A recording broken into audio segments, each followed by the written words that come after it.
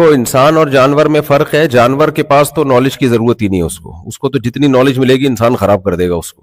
شیر اگر انسان کے ہاتھ میں آ جائے, انسان اس کو کوفتوں پہ لے آئے گا, گوشت سے ہٹا کے بہاری کباب پہ لے آئے گا. تو جانور کو نالج کی ضرورت نہیں ہے. اللہ تعالیٰ نے جتنی نالج دینی تھی وہ جانور کو دے دی ہے. اس کے لیے بہتر یہی ہے کہ وہ نالجیبل نہ بنے. خام میں فنٹر بننے کی کوشش کرے گا تو مشہور ہے نا, کوا چلا ہنس کی چال اور اپنی بھی بھول گیا. تو جو اس کے لیے ضروری ہے وہ اس کو اللہ نے چلا دیا اس کے اوپر, وہ اسی پہ چلتا رہے گا. مسئلہ سارا ہے انسانوں کے ساتھ. فرشتوں کے ساتھ بھی مسئلہ نہیں ہے, ان کو بھی اللہ نے صحیح نالج دے دی, وہ اسی پہ چل رہے ہیں. سارا مسئلہ جو ڈیفرنٹ ٹائپس پائی جاتی ہیں, مختلف ڈیزائن کے لوگ, ڈیزائن کا مطلب شکل و صورت کے نہیں, دماغی اعتبار سے جو مختلف ڈیزائن کے لوگ پائے جاتے ہیں وہ کس میں پائے جاتے ہیں؟ انسانوں میں. ہر شخص کی رائے دوسرے سے مختلف. کسی بھی ٹاپک کو اٹھا کے دیکھ لیں, اتنا اختلاف ہے نا ڈاکٹروں کی رائے میں. کوئی کہتا ہے یہ کھاؤ, کوئی کہتا ہے یہ مت کھاؤ, کوئی کہتا ہے 2 انڈے کھا لیے بس بیڑا پار ہے تمہارا. جس نے 2 انڈے کھا لیا نا, ایک نے کہا سیب کھاؤ تو بس دل کی بھی بیماریاں ختم, یہ بھی ختم, وہ بھی ختم. اور کوئی کہہ رہے ہوتے ہیں سب کچھ کھاؤ. جم, ایک کہہ رہا ہے جم مت جاؤ, جتنی اموات ہوتی ہیں جم میں ہوتی ہیں. ایک کہہ رہا ہے جم جو نہیں جاتا بے وقوف ہے. تو کتنا اختلاف ہے نا انسان کی آراء میں. کیا خیال ہے؟ مذہبوں کو دیکھ لیں آپ, کتنے مذاہب ہیں دنیا میں. اور یہ جو ہم کہتے ہیں نا مسلمانوں میں فرقے, ہر مذہب میں اتنے فرقے ہیں, مسلمانوں کو بھول جاؤ گے آپ. مسلمانوں میں تو بڑے بڑے 2-3 ہی ہیں. گرین چینل ہو گیا, وائٹ چینل ہو گیا اور بلیک چینل ہو گیا, 3 ہے ٹوٹل. باقیوں میں جاؤ گے تو اتنے فرقے کہ آپ کی سوچ سے بھی زیادہ. بڑے بڑے اختلاف ہیں ان کے, ہمارے تو چھوٹے موٹے ہوتے ہیں.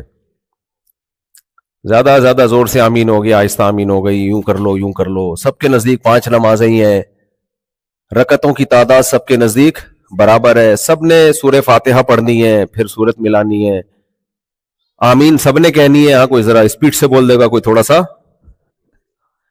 آہستہ بول دے گا. قیام ہے, رکوع ہے, سجدہ ہے. تو ہمارا تو اتنا مسئلہ نہیں ہے. تو لیکن پھر بھی ہم کہتے ہیں اتنے فرقے, اتنی ٹینشن نہ لیا کرو فرقوں کی. اللہ کا جو دین ہے نا, جو بیسک چیزیں بہت اللہ نے آسان رکھی ہوئی ہے. لیکن بہرحال یہ کہ گراؤنڈ ریئلٹی ہے کہ انسانوں کی آراء میں اختلاف دبا کے ہوتا ہے, تھوڑا نہیں ہوتا بلکہ دبا کے ہوتا ہے. ایک بچے نے اپنے ابو سے پوچھا, ابو یہ ملکوں میں جنگیں کیسی کیوں ہوتی ہیں؟ تو باپ نے کہا دیکھو بیٹا, ایکچولی فرض کر لو کہ جو ہے انڈیا پاکستان پہ حملہ کرتا ہے, تو فوراً بیگم صاحبہ بولتی ہیں بچے کی ماں کہ انڈیا کیوں حملہ کر رہا ہے, ابھی تو کیا اس نے, دوبارہ کیوں حملہ کرے گا؟ کہہ رہے, وہ کہتا ہے دیکھو میں ایگزامپل دے رہا ہوں, ایک مثال دے رہا ہوں. مثال تو فرضی بھی دی جا سکتی ہے نا. تو پھر وہ شروع ہوا کہ فرض کرو انڈیا نے حملہ کیا. تو کہہ رہے بھائی فرض بھی کیوں کروا رہے ہو, آپ دوبارہ لڑوانا چاہ رہے ہو دونوں ملکوں کو؟ وہ کہہ رہے بیگم میں فرض کر رہا ہوں, چلو فرض کر لیتے ہیں جاپان نے امریکہ پہ حملہ کیا. پھر جاپان امریکہ کی جنگ تو ایک زمانے میں تھی, کوئی آپ اچھی مثال نہیں دے سکتے. اب دونوں پھڈا شروع. بچے نے کہا ابو میں سمجھ گیا جنگ کیسے ہوتی ہے. سمجھ رہے, جنگ ایسے ہی شروع ہوتی ہے. تو انسان کی آراء میں اختلاف, رائے میں اختلاف, ہر شخص کی سیاست میں دیکھ لو. پاکستان میں تو یہاں تو بڑا امن سکون ہے, کوئی پڈے بازی نہیں ہے. وہاں تو ہر وقت کچھ اسٹیبلشمنٹ کی طرف, کچھ مسلم لیگ, کچھ عمران خان کی طرف, کچھ مولانا فضل الرحمان کی طرف, کچھ سب ایک دوسرے کی ہر وقت ٹانگیں کھینچتے رہتے ہیں بیٹھ کے. میاں بیوی کے جھگڑے ہوتے ہیں اس پہ. میں نے ایسے گھروں میں طلاقیں دیکھی ہیں, بیوی مسلم لیگ کی اور یہ پی ٹی آئی کا, ڈیورس ہوئی ہے ان میں. آپ مذاق سمجھ رہے ہو, حقیقت ہے. باپ بیٹے کی لڑائیاں ہوئی ہیں. اس سے پتہ چلتا ہے انسان کے ساتھ نا کو, میں یہاں مہذب لوگ بیٹھے ہوئے, آپ لوگ, انسان کے دماغ میں ایک خاص قسم کا وہ ہے جو کسی اور مخلوق کے نہیں ہے. یہ نہیں چین سے بیٹھتا. آدم علیہ السلام کی پیدائش کے وقت فرشتوں نے کہا تھا نا یسفک الدماء، یہ خون بہائے گا. کیوں کہا تھا فرشتوں نے؟ اس لیے کہا تھا کہ یہ سوچتا ہے، یہ جانوروں کی طرح ایک ٹریک پہ نہیں چلتا، یہ سوچتا رہتا ہے، کھوپڑی استعمال کرتا رہتا ہے. پھر اس کو جو نالج ملتی ہے، کبھی صحیح نالج کبھی غلط نالج، کبھی یہ پروپیگنڈے کا شکار بھی ہو جاتا ہے. غلط نالج ہوتی ہے، پروپیگنڈا، جھوٹ کہتے ہیں نا، اتنا بولو کہ وہ سچ لگنے لگے. یہ بھی ہے انسان کی فطرت ہے. آپ ایک بات کو ریپیٹ کرتے رہے میڈیا پہ. دیکھو ہم جب شارٹ ویڈیوز دیکھ رہے ہوتے ہیں نا، یوٹیوب کی کیا پالیسی ہے کہ جو چیزیں آپ دیکھتے ہیں وہی دکھاتا ہے. اس سے پتہ ہے گڑبڑ کیا ہو جاتی ہے؟ ہم کسی کی تعریف میں ویڈیو دیکھتے ہیں تو یوٹیوب وہی ویڈیو لاتا رہتا ہے. ہم اتنے پکے ہو جاتے ہیں اس کی عقیدت میں، ایسے پاگل ہو جاتے ہیں، حالانکہ وہ یوٹیوب ہمارے دماغ سے کھیل رہا ہوتا ہے، گوگل ہمارے دماغ سے کھیل رہا ہوتا ہے. اس کو پتا ہے کہ یہ والی ویڈیو پسند کرتا ہے، یہ اس کی ہیرو بنا کے تو وہ ہیرو بنا کے پیش کر دے گا. پھر اگر آپ کسی کی مخالفت والی ویڈیوز دیکھنا شروع کر دیں، جی مفتی طارق مسعود صاحب جو ہے نا وہ ایسے ہیں اور ویسے ہیں فلانا، آپ وہ دیکھو تو ہوتے ہوتے ہوتے خواتین تو ایسا پک جاتی ہے، میرے خلاف بولتے ہیں، یہ شادیوں کے علاوہ اس کمبخت کا کوئی کام دنیا میں ہے ہی نہیں. وہ یوٹیوب وہی ویڈیوز لائے گا. او بھائی وہ دوسرے بھی بیانات ہیں، وہ نہیں آ رہے آپ کے سامنے. تو یہ بھی تو ایک پروپیگنڈا ہے نا. انسان متاثر ہو جاتا ہے وہی چیزیں دیکھ دیکھ کے، وہی چیزیں دیکھ دیکھ کے، وہی چیزیں دیکھ دیکھ کے. تو انسان کے پاس جو نالج کی سورسز ہیں مختلف طریقوں سے آ رہی ہوتی ہیں، اسی کی بیس پہ وہ کبھی جذباتی بھی ہو جاتا ہے، کبھی صحیح نالج ہوتی ہے، کبھی غلط نالج ہوتی ہے. تو فرشتوں کو یہ معلوم تھا کہ انسان اپنی کھوپڑی بہت زیادہ استعمال کرے گا، جس کے نتیجے میں رائے کا اختلاف ہوگا، جھگڑے بھی ہوں گے، اور پھر ایک وقت آئے گا یہ پہلے تو چماٹوں سے لڑے گا. پھر چونکہ اس کے پاس دماغ ہے. دیکھو شیر اب تک جو لڑ رہا ہے وہ کس سے لڑ رہا ہے؟ اپنے پنجوں سے لڑ رہا ہے. اس بیچارے کے پاس اتنی کھوپڑی نہیں ہے کہ یار تو ہرن کا شکار کر رہا ہے، تھوڑے سے تو سائنسدان وائنسدان بٹھا کو غلیلی ایجاد کر لے یار، وہیں سے ہرن کو مارا کر، اور ہرن کو مارنے کے بعد بھائی تو کوئی فریزر بنا لے یا کچھ ایسا سیٹ اپ بنا لے، کوئی دھوپ میں سکھا لیا کر گوشت، تاکہ اگلے ہفتے بھی وہی ہرن چل جائے. تو دو نوالے کھاتا ہے اور باقی جو گریبی میں آ کے پھوڑ رہے ہوتے ہیں فری پھوکٹ کے سارے جانور، وہ فائدہ اٹھا رہے ہوتے ہیں. ساری اسٹرگل، ساری محنت تیری ہوتی ہے، اور فائدہ کون اٹھاتے ہیں؟ وہ دوسرے جانور اٹھاتے ہیں. لیکن ہزاروں سال ہو گئے شیر اپنی کھوپڑی استعمال، کیونکہ اس کے پاس کھوپڑی نہیں ہے سوچنے کے لیے. اگر کھوپڑی ہوتی تو ہم اس کو زو میں، چڑیا گھر میں بند کر کے جنگل کے بادشاہ پہ ٹکٹ نہ لگاتے. کم از کم ٹکٹ لگا دیا انسان نے. تو یہ سارے مسائل انسان کے ساتھ ہیں. تو فرشتوں کو یہ معلوم تھا کہ جب اس کی رائے میں اختلاف ہوگا تو یہ پہلے کس سے لڑے گا؟ چماٹوں سے. پھر یہ ترقی کرے گا، بولے گا یار میں اپنے دشمن کو، اس کے پاس بھی ایک عدد چماٹا ہے، میرے پاس بھی. چماٹا کہنے میں بڑا مزہ آتا ہے، مکہ میں وہ مزہ نہیں ہے جو چماٹا کہنے میں مزہ ہے. تو اب کچھ کراچی کے لوگ ہوئے تو اردو بھی ختم ہوتی جا رہی ہے یار. اردو میں ہر قسم کا لفظ آپ کو ملے گا، مہذب لفظ بھی ملے گا. ابھی میں اس پہ نہیں جاتا، بڑی پھر لمبے بیان ہو جائے گا میرا. تھپڑ الگ ہے، چماٹا الگ ہے، چپیڑ الگ ہے. یہ تینوں الگ الگ قسم کے ہیں، یہ ایک ہی نہیں ہے. خیر، تو فرشتوں کو معلوم تھا پہلے یہ چماٹوں سے لڑے گا، چپیڑ سے لڑے گا، پھر یہ دماغ استعمال کرے گا، کیونکہ اللہ نے انتہائی ذہین مخلوق پیدا کی ہے. تبھی تو اللہ فرشتوں سے کہہ رہے ہیں اس کو سجدہ کرو. کیا یہ بہت طاقتور ہے جو اس کو سجدے کا حکم دیا جا رہا ہے؟ نہ طاقتور تو بیل زیادہ ہوتا ہے. فرشتوں کو معلوم تھا یہ بہت ہی ذہین، کوئی ایسا آرڈینری، کوئی الگ سے مخلوق آ رہی ہے جس کے پاس الگ سے کھوپڑی ہے. تو یہ معمولی مخلوق نہیں ہے، یہ انتہائی ذہین مخلوق ہے. اس لیے اللہ کہہ رہا ہے کہ اور اس کو علم کی بیس پہ فضیلت حاصل ہوگی. اس لیے اللہ نے فرشتوں کو کہا سجدہ کرو. تو فرشتوں نے کیا کہا؟ یسفک الدماء، پہلے یہ چماٹوں سے لڑے گا، پھر یہ دماغ استعمال کرے گا کہ چماٹ سے تو اس کی بتی سی نہیں ٹوٹتی ہے، پتھر اٹھا کے مارنا سیکھے گا. شیر میں اتنی بھی ابھی تک عقل نہیں ہے کہ پتھر اٹھا کے مار دے کسی کو. تو یہ پتھر اٹھائے گا، پھر غلیل ایجاد کرے گا، پھر تیر ایجاد کرے گا، پھر تلواریں ایجاد کرے گا، اور ہوتے ہوتے ہوتے مختلف قسم کے میزائل، پھر ایٹم بم بنائے گا. اور جو کچھ آج دنیا دیکھ رہی ہے، یہ کوئی جنات آ کے نہیں ہم پر اٹیک کر رہے، اور یہ کوئی فرشتوں کے اٹیک نہیں ہو رہے، ایئر اٹیک، یہ کوئی آسمانی مخلوق نہیں ہے، یہ سب انسان ہے جو ایک دوسرے کے خون کے پیاسے ہیں. کیوں؟ ان کی رائے میں کیا ہے؟ اختلاف. رائے میں اختلاف ہے. یہ نظام ہونا چاہیے. رشیا میں جب انقلاب آیا کمیونزم کا، انہوں نے کہا یہ سب ایک ایکول ہے. روس میں جو سوویت یونین کا انقلاب آیا تھا وہ کیا رائے تھی؟ بھائی یہ سرمایہ دارانہ نظام ختم ہونا چاہیے, سب انسان کیا ہیں؟ برابر ہیں. تو سب کو برابر کر دیا. وہ بالکل ایسا بے وقوفوں والا نظام نافذ کر دیا کہ کمپٹیشن ہی ختم ہو گیا, زندگی کی رنگینیاں ہی ختم ہو گئی, دولت مند اور غریب کا فرق ختم ہو گیا. اب تو جا کے ان کو بھی عقل آ گئی ہے تھوڑی, لیکن لاکھوں انسانوں کو اس نظریے کی بھیٹ چڑھانے کے بعد ان کو سمجھ میں آیا کہ ہم غلطی پر تھے. تجربہ کیا انہوں نے, اور لاکھوں انسانوں کی جانوں کو اس تجربے کی بھیٹ چڑھا دیا انہوں نے. دو چیزیں جس کو صحیح مل جائیں, صحیح علم اور پھر اس علم پہ چلنے کے لیے صحیح موٹیویشن, تو پھر انسان سے اچھا دنیا میں کوئی نہیں ہے. کیونکہ ہم دیکھتے ہیں انہی انسانوں میں جہاں دنیا میں فساد مچانے والے بہت ہیں.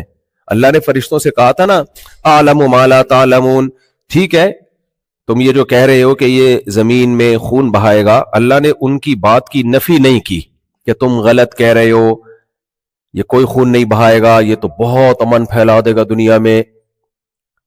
نہ نہ نہ, اللہ نے کہا میں اس کے بارے میں وہ کچھ جانتا ہوں جو تم نہیں جانتے. کیا مطلب؟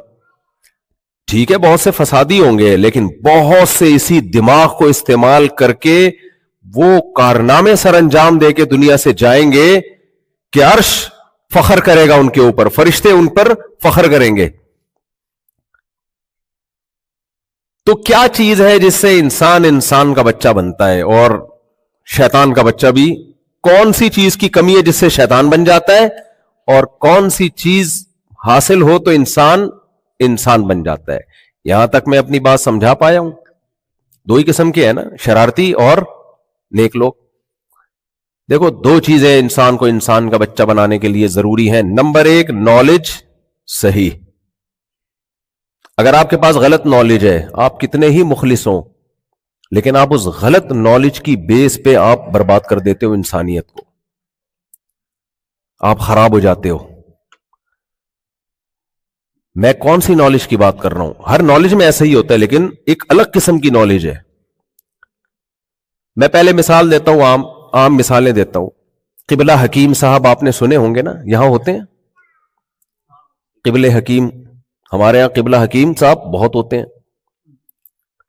کچھ ان میں ایکسپرٹ ہوتے ہیں. اب میجورٹی کیونکہ حکومت نے سرپرستی چھوڑ دی ہے تو مارکیٹ میں پتھر اٹھاؤ حکیم نکلے گا. بہت سارے حکیموں کو میڈیسن کے بارے میں معلومات پوری ہے ہی نہیں, ان کی ریسرچ ہی نہیں ہے. انہوں نے اخلاص سے کسی کو کوئی میڈیسن دی, دوا کھلائی, اور اس کا انا للہ و انا الیہ راجعون ہو گیا. اکثر میں سناتا ہوں, ایک حکیم صاحب قبرستان سے گزرتے تھے منہ پہ کپڑا ڈال کے. لوگوں نے پوچھا ایسا کیوں؟ کہتے ہیں سارے میرے پہنچائے ہوئے لوگ ہیں. ہے بھائی, یہ سارے کس کے پہنچائے ہوئے لوگ ہیں؟ میرے پہنچائے ہوئے لوگ ہیں. کتنی دفعہ ایسا ہوتا ہے ڈاکٹر غلط علاج کی بیس پہ مریض کو مار دیتا ہے, حالانکہ ڈاکٹر کا ارادہ نہیں ہوتا, علم کامل نہیں ہوتا, اس کو پتہ نہیں ہوتا یار یہ وہ والا بخار نہیں ہے. یہ ہمارے ایک دوست کی ڈیتھ ہوئی ہے, بخار آیا ہوا تھا, ڈاکٹر نے تو ٹیکا لگایا, ان کی انجیکشن لگایا بالکل اخلاص کے ساتھ, کوئی دشمنی نہیں تھی, وہ ان کا انا للہ ہو گیا. بعد میں پتا چلا بھائی یہ والے بخار میں یہ والا نہیں لگاتے. تو بہرحال اس بیچارے کا تو انتقال ہو گیا. تو جیسے صحیح نالج اگر آپ کے پاس نہیں ہے تو آپ ڈاکٹر ہو کے بھی لوگوں کا بیڑا غرق کرو گے, بلکہ زیادہ بیڑا غرق کرو گے, کیونکہ لوگ آتے ہی آپ کے پاس ہیں. کوئی آپریشن کے لیے قصائیوں کے پاس نہیں جاتا, سب کس کے پاس آتے ہیں؟ ڈاکٹر کے پاس. اگر وہی ٹھیک نہیں ہے تو وہ تو لائن لگا دے گا جنازوں کی. تو اسی طرح میرے بھائی انسان کو انسان بنانے کے لیے, اچھا انسان بنانے کے لیے یہ ضروری ہے کہ اس کے پاس نالج صحیح ہو. وہ نالج کیا کہ اچھے انسان کی ڈیفینیشن کیا ہے؟ اچھے انسان کی بولو ڈیفینیشن کیا ہے؟ ابھی مسئلہ یہ ہو رہا ہے ہمارے ساتھ کہ ہمیں اچھے انسان, جس کو آپ لوگوں کی زبان میں نائس پرسن کہتے ہیں, نائس پرسن کی ڈیفینیشن میں ہی بہت اختلاف پیدا کر دیا گیا ہے. کسی کی نظر میں اچھا انسان وہ ہوتا ہے جو دوسروں کا خیال رکھے. بھائی یہ اچھے انسان کا ایک جزو ہے. کسی کی نظر میں اچھا انسان وہ ہوتا ہے جو صدقہ اور خیرات کرے. کیا خیال ہے بھائی؟ کسی کی نظر میں اچھا انسان وہ ہوتا ہے جو سر پہ ٹوپی پہنے. مسجدوں میں مولوی صاحب دیکھتے ہیں نا, ٹوپی جس کے سر پر ہے, چل بھائی تو اچھا انسان ہے, ہاف ٹی شرٹ پہنی ہوئی ہے, پینٹ شرٹ پہنی ہوئی ہے, چل بھائی کہاں کھڑا ہو جا. سب سے اچھا انسان اس کائنات میں وہ ہے جو پیسے کما کے لائے. ماں کی یہ تو بس ایسی ڈیفینیشن کر دی کہ اس کے بعد تو اب ختم.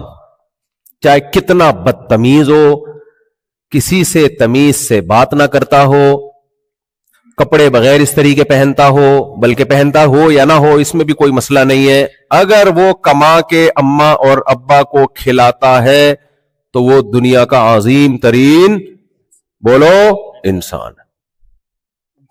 اب دیکھو ایک آدمی نے اپنے بچوں کا تعارف کروایا, یہ میرا بیٹا ڈاکٹر ہے, یہ میرا بیٹا انجینئر ہے, یہ میرا بیٹا سائنٹسٹ ہے, یہ چور ہے. اس نے کہا اس کو رکھا ہوا کیوں؟ کہہ رہے کماتا صرف یہی ہے, کماتا صرف یہی ہے. تو بھائی اما ابا کو تو آج کل کمانے سے مطلب ہوتا ہے, تو جو کما کے کھلائے گا عظیم انسان ہے. اور یہ ہم ابھی ہنس رہے ہیں, حقیقت بتاؤں اگر یہ ہو جائے نا تو ہم بھی اسی کو, دیکھو اکثر چور سیاستدان جیتتے ہیں, میں ڈونلڈ ٹرمپ کے علاوہ کی بات کر رہا ہوں, اکثر دنیا میں ایسا ہوتا ہے. ابھی میں امریکہ میں ہوں اس لیے میں ڈونلڈ ٹرمپ کے علاوہ کی بات کر رہا ہوں. کیوں جیتتے ہیں؟ عوام کو خرید لیتے ہیں. وہ پاکستان میں تو ایسا بہت ہوتا ہے, آپ سب کو پتا ہے. عوام کو کیا کرتے ہیں, جائیدادیں ضبط کی, ادھر سے غریب کا خون چوسا, ادھر سے غریب کا خون چوسا, اور ہوتے ہوتے اتنا پیسے سے پھر خرید لیے لوگ اور جیت گئے. تو ان لوگوں کی نظر میں تو وہ بہت اچھا ہے بھائی, اس نے ان کو پیسہ دیا ہے تبھی وہ اس کو ووٹ دے رہے ہوتے ہیں. تو یہ اتنا اہم ٹاپک ہے نا, اچھائی کی ڈیفینیشن کیا ہے, بہت, اس کے بغیر تو اگر آپ کے پاس صحیح نالج نہیں ہے تو اگلا مرحلہ کہ اس اچھائی پہ چلنے کے لیے موٹیویشن کیا ہے, وہ تو پہلے ہی پروگرام بڑھ گیا نا, جب آپ کو پتہ ہی نہیں اچھا کسے کہتے ہیں برا کسے کہتے ہیں. آج کل موٹیویشنل اسپیکرز جو ہے وہ بہت دولت کمانے کی بڑی ترغیبیں دے رہے ہیں. اچھی بات ہے, کمانی چاہیے, مسلمان غربت سے نکلے تو فائدہ ہی ہوگا اسلام کو, لیکن وہ اتنی ترغیبیں کہ غریب آدمی یہ سمجھتا ہے کہ اچھا انسان اسے کہتے ہیں جس کی جیب میں پیسہ ہو, اور جس کے پاس کھانے کو روٹی نہیں ہے وہ اچھا انسان ہی نہیں ہو سکتا. او بھائی یہ کدھر سے تم لے کر آ رہے ہو چیزیں مارکیٹ میں یار؟ اگر ایسا ہے تو موسیٰ علیہ الصلوۃ والسلام تو مسکین تھے اور فرعون بہت مالدار تھا اور تانے دیا کرتا تھا موسیٰ علیہ السلام کو, لولا القی علیہ اسورۃ من ذہب هذه الانہار تجری من تحتی, میرے نیچے نہریں بہتی ہیں, میرے اتنے بڑے بڑے محلات ہیں, اور موسیٰ علیہ السلام تو معاذ اللہ مسکین 10 سال تو بکریاں چرائی ہیں شادی کے لیے. رشتہ جب ملا ہے کہ جب یہ معاہدہ کیا کہ آپ 10 سال بکریاں چرائیں گے. اگر موسیٰ علیہ السلام کے پاس لاکھوں روپے مہر ہوتا تو کیا ضرورت تھی 10 سال بکریاں چرانے کی؟ کچھ بھی نہیں. مسکین کہا کہ 10 سال بکریاں چرائیں گے تو آپ کو اپنی بیٹی دوں گا میں, کیونکہ ان کے والد کو بھی ضرورت تھی. تو انہوں نے کہا ذالک بینی و بینک, قبول ہے بھائی, یہ پیشکش مجھے قبول ہے. تو فرعون کو دیکھو ایک طرف, موسیٰ علیہ السلام کو دیکھو, آپ بتاؤ اچھے انسان کون تھے؟ موسیٰ علیہ السلام تھے, حالانکہ مسکین تھے. ہمارے نبی صلی اللہ علیہ وسلم کے گھر 40 دن چولہا نہیں جلتا تھا. آپ سے زیادہ اچھا اس کائنات میں کوئی ہو سکتا ہے؟ نہیں. اچھا, یہاں بھی کچھ لوگوں کا دماغ خراب ہو جاتا ہے جب وہ یہ سیرت پڑھتے ہیں. حضرت موسیٰ علیہ السلام بھی مسکین, سید الانبیاء صلی اللہ علیہ وسلم تو مسکینوں کے سردار, گھر میں چولہا ہی نہیں جلتا تھا. اور صحابہ کے واقعات کہ حضرت عمر رضی اللہ تعالیٰ عنہ کے کپڑوں پر اتنے سارے پیوند لگے ہوتے تھے. تو اس سے وہ دماغ میں یہ ذہن میں رکھ لیتے ہیں کہ اچھا مالدار آدمی تو اچھا ہو ہی نہیں سکتا, اچھا ہونے کے لیے غریب ہونا ضروری ہے. یہ بھی غلط ہے میرے بھائی. وہ یہ سمجھتے ہیں کہ اچھا ہونے کے لیے کیا ہونا ضروری ہے؟ غریب. مالدار تو اچھا ہو ہی نہیں سکتا. تبھی تو لوگ کمنٹس کر رہے ہوتے ہیں, یہ دیکھو اتنی بڑی بڑی گاڑیوں میں گھوم رہے ہیں, یہ دیکھو بزنس کلاس میں سفر کر رہے ہیں, لے کے گھوم رہے ہیں. خواتین بیان سن رہی ہیں نا, تو یہ کہاں سے اچھے انسان ہو سکتے ہیں بھائی؟ تو وہ بڑا مسئلہ ہے, پھر خواتین بھاگ جاتی ہیں, بیان نہیں سنتی ہوں. تو یہ کیا ہے, یہ تو بڑی لگژری لائف ہے. ابھی میں دیکھ رہا تھا, وہ کوئی پچھلے دفعہ امریکہ میں بیان ہو تو سیکیورٹی ذرا سخت تھی, تو لوگوں نے کہا یہ کون سا اسلامی طریقہ ہے یار اتنے پروٹوکول میں. تو کسی نے نیچے لکھا تھا بھائی یہ لوگوں نے جنہوں نے بیان کروایا انہوں نے یہ گارڈ لگا دیے ساتھ میں. تو یہ کیا ہے بھائی, بریانی کھا رہے ہیں, نہاری کھا رہے ہیں. تو یہ بھی غلط انفارمیشن ہے. فرعون برا اس لیے نہیں تھا کہ مالدار تھا, فرعون برا اس لیے تھا کہ ظالم تھا. اگر مالدار ہونا برا ہوتا تو سلیمان علیہ السلام کی دولت کے بھی تو اللہ نے واقعات بیان کیے قرآن میں. یوسف علیہ السلام تو مصر کے بادشاہ بن گئے, بات تھا وہ جھونپڑا بھی تو بنا سکتے تھے رہنے کے لیے. سلیمان علیہ السلام کے پاس ملکہ سبا جب ملاقات کے سلسلے میں حاضر ہوئی ہے تو سلیمان علیہ السلام نے جب اس کو اپنے محل میں داخل کیا تو فرش اتنا خوبصورت بنایا تھا. کیا یہ اتنا خوبصورت فرش, پہلے میں اس کا نقشہ کھینچ لوں آپ کے سامنے کہ ملکہ سبا یہ سمجھی کہ پانی کی لہریں ہیں, یہ ایسا شیشے کا فرش بنایا تھا انہوں نے, یہ پانی نہیں ہے. اتنا لگژری فرش بنانے کی سلیمان علیہ السلام کو کیا ضرورت تھی بھائی؟ کیا خیال ہے بھائی, آپ کا کیا خیال ہے؟ سلیمان علیہ السلام نے اتنا لگژری محل بنایا تو کپڑے پیون زدہ ہوں گے ان کے, کپڑا بھی تو اسی حساب سے ہوگا, تخت بھی تو اسی حساب سے تھا. سب سے پہلے تو تخت دیکھ کے حیران ہوئی ہے وہ. تو یہ غلط انفارمیشن ہے کہ غریب آدمی اچھا ہوتا ہے یا مالدار اچھا ہوتا ہے. اللہ کو اس سے کوئی غرض بولو نہیں ہے, اللہ کو اس سے کوئی غرض نہیں ہے. غریب بھی اچھا ہو سکتا ہے, مالدار بھی اچھا ہو سکتا ہے, لگژری لائف گزارنے والا بھی اچھا ہو سکتا ہے اور بھوکا رہنے والا بھی اچھا ہو سکتا ہے. تو یہ غلط ہمارے معاشرے میں غلط نالج آ رہی ہے. تو غلط نالج جب آپ کے پاس ہوگی, اچھائی اور برائی کی ڈیفینیشن میں ہی آپ الجھے ہوئے ہوگے تو اختلافات ہی ہوتے رہیں گے اور آپ صحیح ٹریک پہ کبھی بھی نہیں چل سکتے. اسلام نے ہم پر سب سے بڑا احسان کیا کیا؟ اسلام نے ہمیں بتا دیا اچھائی اور برائی کی ڈیفینیشن کیا ہے. خدا کی قسم لا الہ الا اللہ, اگر آپ اسلام کو فالو نہیں کرتے نا, زندگی گزر جائے گی آپ کی, مر جاؤ گے, آپ کو یہی نہیں پتا چلے گا کہ نائس پرسن کہتے کس کو ہے. سمجھ رہے ہو کہ نہیں سمجھ رہے؟ آپ فیصلہ کر ہی نہیں سکتے کہ اچھائی اور برائی کا معیار کیا ہے. آپ کی رائے روز چینج ہوگی. دنیا میں قوانین چینج ہوتے کہ نہیں ہوتے؟ روز چینج ہوگی آپ کی رائے کہ اچھا کسے کہتے ہیں.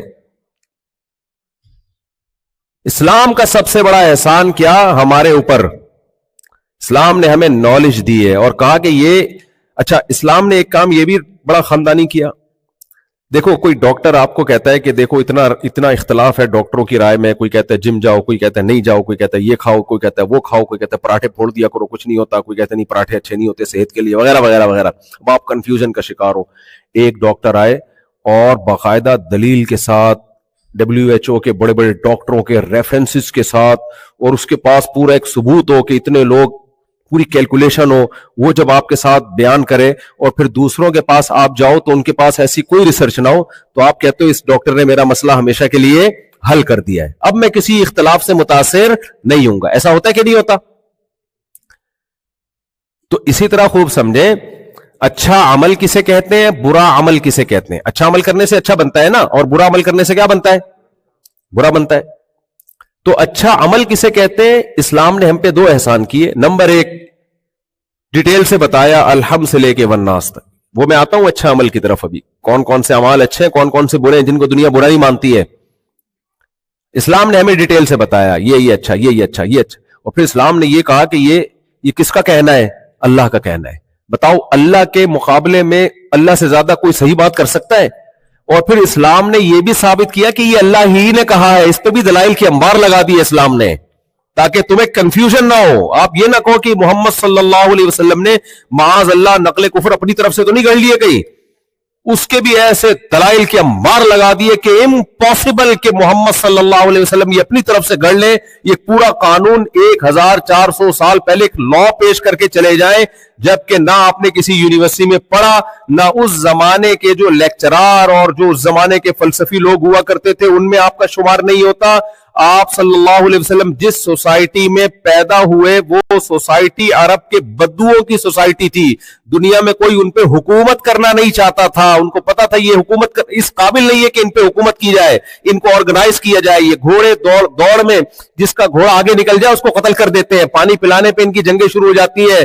اس سوسائٹی میں ایک یتیم پیغمبر صلی اللہ علیہ وسلم پیدا ہو رہے ہیں جو بچپن میں ماں سے بھی محروم اور باپ سے پیدائش سے پہلے ہی باپ کا سایہ بھی اٹھ گیا, اور آپ کو پالنے والے عبد المطلب جو آپ کے نظریات سے بالکل متفق بولو نہیں. دادا اور چچا جو بالکل متفق نہیں. جس سوسائٹی میں آپ پلے بڑے ہیں وہ سوسائٹی کا دنیا سے کٹی ہوئی سوسائٹی, وہ دنیا سے کٹی, تہذیب سے دور سوسائٹی, مردار کھانے والی وہ سوسائٹی, اس میں آپ صلی اللہ علیہ وسلم ایک قانون پیش کرتے ہیں اور بتاتے ہیں آؤ ہم تمہیں بتاتے ہیں قیامت تک کے لیے کہ اچھا انسان کون ہے اور برا انسان کون ہے. جو ان احکام کو فالو کرے گا وہ اچھا انسان کہلائے گا, جو ان احکام کو فالو نہیں کرے گا وہ برا انسان کہلائے گا. اور ایسا خاندانی جو ہے وہ نظام پیش کیا کہ صدیوں تک اس پہ حکومتیں چلی ہے. خلافت عثمانیہ کا خاتمہ 1920 میں جا کے ہوا ہے. اس وقت تک 100% اسلامی نظام نافذ تھا.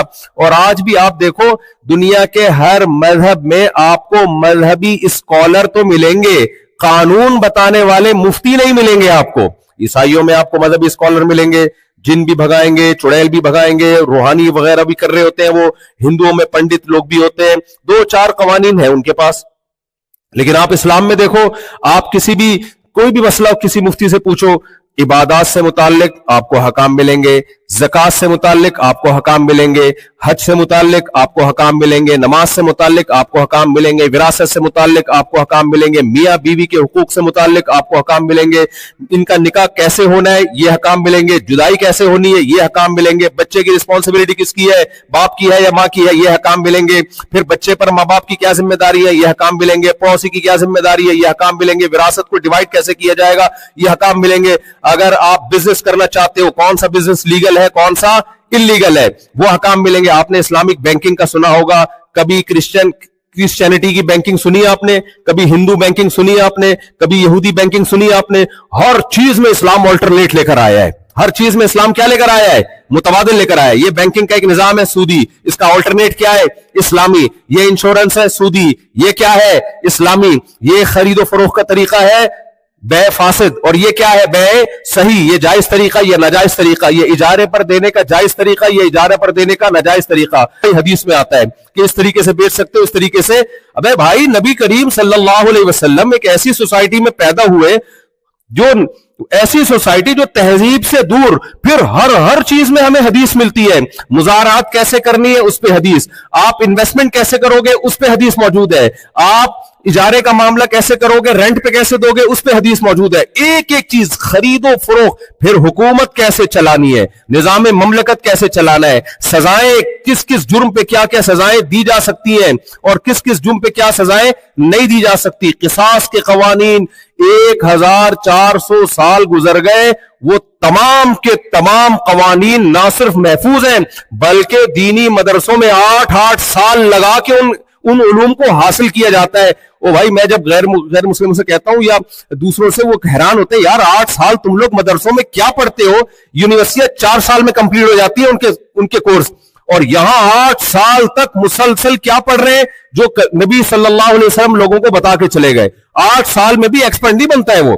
تو بھائی یہ اللہ تعالیٰ کی طرف سے ایک معجزہ ہے جو بتایا گیا ہے کہ یہ دین محمد صلی اللہ علیہ وسلم کا نہیں ہے. یہ کس کا دین ہے, اللہ کا ہے. محمد صلی اللہ علیہ وسلم ایک انسان ہے جن کو اللہ نے ایک فضیلت دی اور سلیکٹ کیا, لیکن پیغام محمد صلی اللہ علیہ وسلم نے اپنا نہیں پہنچایا. پیغام کس کا پہنچایا ہے, اللہ کا. کیونکہ کسی بشر میں یہ طاقت نہیں ہے کہ وہ 40 سال کے میں نبوت کا اعلان کرے اور 23 سال میں پورا نظام مملکت بنا کے چلا کے اور ایسی موٹیویشن دے کے چلے جائے کہ 1400 سال تک بھی وہ زندہ ہو. انسان کے بس میں یہ ممکن نہیں ہے. نہیں آ رہی میرا خیال ہے بات کھوپڑی شریف میں. بھائی پورا ایک آلٹرنیٹ سسٹم ہے, نظام ہے, اور خدا کی قسم ایسا خاندانی نظام دیا ہے نا, ایسا پیارا نظام. آپ اسلام کے مقابلے میں کوئی بھی آرڈر آتا ہے نا, کبھی مجھ سے اکیلے میں ملو, یہ ملحدوں کی باتوں میں نہ آیا کرو. کوئی بھی اسلام کا آرڈر ہے نا, اسلام کا, کہ یار نہیں یہ آرڈر غلط ہے, یہ وحشیانہ سزا ہے, یہ غلط ہے, یہ ناجائز ہے, یہ ایسا نہیں ہونا چاہیے, ویسا نہیں ہونا چاہیے. آپ اس کو ذرا کمپیئر کرو دوسرے نظاموں سے, تھوڑا ڈیپ میں جا کے غور کرو کسی پڑھے لکھے کی سرپرستی میں, تو آپ کو اسلام کا پلڑا ہر چیز میں کیا نظر آئے گا, بولو بھاری, ہر چیز میں بھاری. میں 1400 سال پہلے محمد صلی اللہ علیہ وسلم بیٹیوں کے لیے قانون بتا رہے ہیں, بنا نہیں رہے ہیں, بلکہ بتا رہے ہیں. وہ قانون کیا بتا رہے ہیں؟ کس سوسائٹی کو بتا رہے ہیں؟ پہلے یہ دیکھ لو. آج بھی مکہ مکرمہ میں وہ قبرستان موجود ہے جہاں بیٹیوں کو زندہ دفن کیا جاتا تھا. آج موجود ہے. اور یہ معجزہ ہے کہ اس پہ کنسٹرکشن کا کوئی بھی کام سعودی گورنمنٹ کرنا چاہتی ہے نہیں ہوتا. کیوں؟ اللہ نے نشانی باقی رکھنی ہے. مجھے وہاں لوگوں نے بتایا کہ یہاں کتنی کوشش کی ہے اسے کھود کے کوئی سڑک بنا لیں, نہیں ہوتا. نشان باقی رکھا ہے تاکہ دنیا جب کہے نا کہ اسلام نے عورت کا حق چھینا ہے تو اسے یہ قبرستان دکھا دینا اس کو. تو خود تو 1 روپیہ بھی نہیں دیتے. یعنی اجازت ہے آپ ساری جائیداد جمشید کو دے دو, جو کچھ بھی نہیں لگتا آپ کا. کوئی جمشید صاحب بیٹھے ہوئے ہو تو ان کے علاوہ کی بات کر رہا ہوں میں. آج کل میں نے سلیم وسیم کو چھوڑ دیا ہے. وسیم کو بہت رگڑا لگایا بیچارے کو. پہلے ستار بھائی تھے, ہر کردار میں ستار صاحب آتے, پھر اپنے ہی میرے کو دور کے رشتے دار ستار نکل آئے نا. میں نے کہا ستار, اور وہ سسرالی رشتے نکلے. اب سسرال تو اسرائیل ہوتا ہے آپ کو پتا ہے. تو میں نے کہا یہ ستار کو جان چھوڑ دو. اب سلیم پہ آ گیا, وسیم پہ آ گیا, پھر کئی لوگ وسیم نکلے. اب میں جمشید پہ آج کل سیٹ ہو گیا ہوں.